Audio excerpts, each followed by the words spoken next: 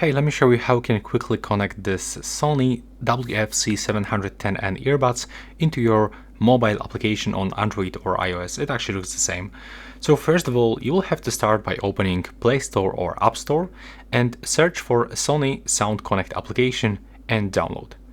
Now, when you are downloading, you can simply grab both earbuds, open the charging case, input both earbuds inside, and now on the back you can find this button, so you will have to click and hold it until this indicator starts blinking blue.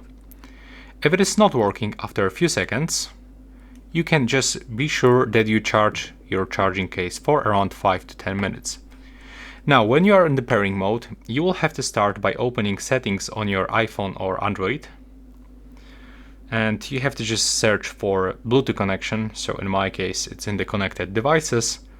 Go to the pairing list and select Sony WF-C710N from available devices list and accept pairing on Android.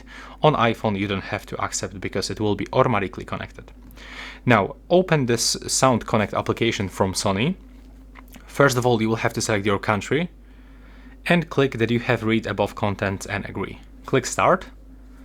Now click agree and proceed in the right bottom corner, click agree and start using, and basically just agree for everything that will pop up on your screen.